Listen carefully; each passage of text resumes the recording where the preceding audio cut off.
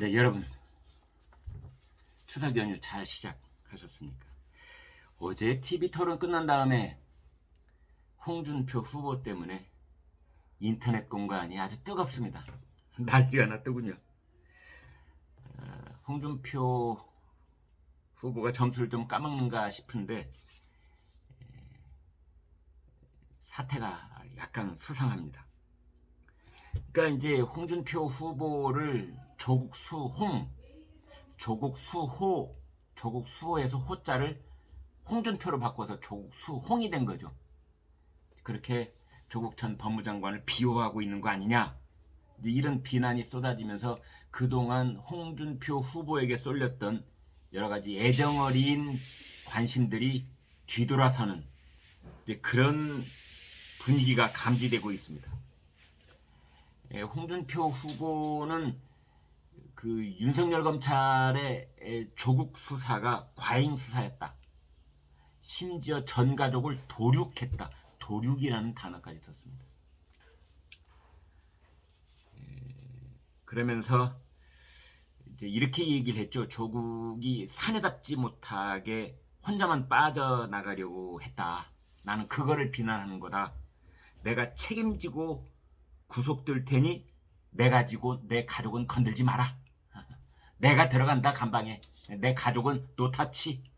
이렇게 했으면은 벌써 마무리될 것을 조국이 이렇게 저렇게 자기도 빠져나가려고 하다가 지금 온 가족이 엮여 있는 것 아니냐. 나 검사할 때는 적어도 그런 식으로 했다. 윤석열 후보는 그걸 못해서 다 잡아놓은 거다. 윤석열 후보를 비난하기 위해서 이제 조국이 이제 등장을 한 것이죠. 뭐 그러고 이제 오늘 유승민 후보는 청년들이 분노와 좌절에 빠져 있는데 과잉 수사라니 그게 말이 되냐, 이런 식으로 뭐 지금 이 사태에 뛰어들었고, 하태경 후보는 심지어 심장이 부들부들 떨린다 그랬습니다. 최재형 전 감사원장 그 점잖으신 분마저 홍준표 후보를 향해서 실언한 것이다.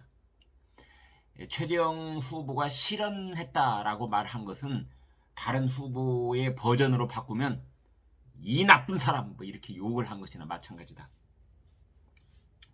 이제 그런데도 불구하고 홍준표 후보는 역시 자신의 입장을 바꿀 생각이 별로 없어 보입니다.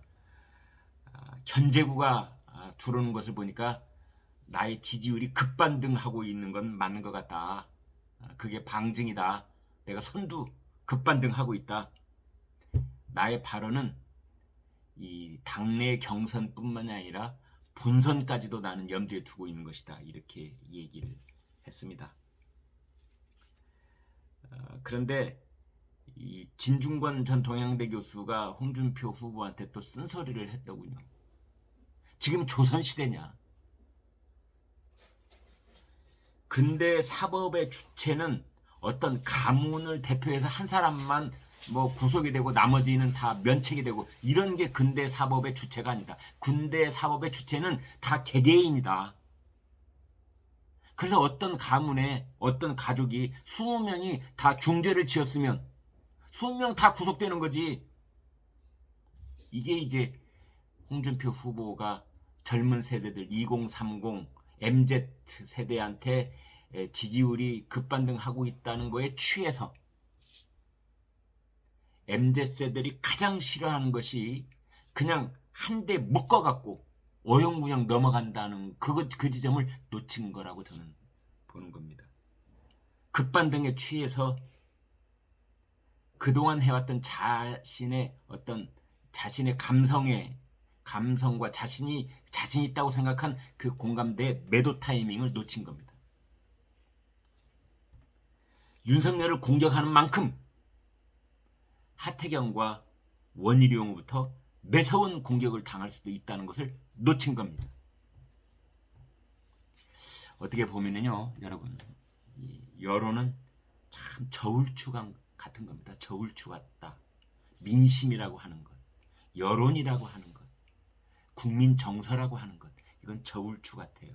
한쪽으로 기울면 평형으로 다시 돌아오려고 하고, 기울면 이번에 추석 보름달처럼 다시 차오르려고 하고, 차면 또 좀 빠져나가기도 하고.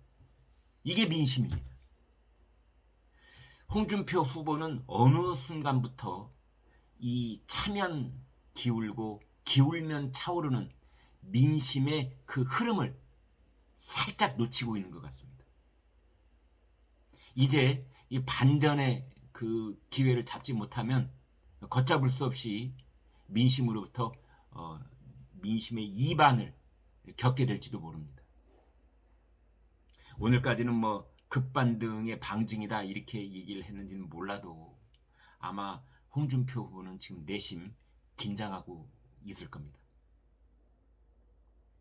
여기까지 말씀드리겠습니다.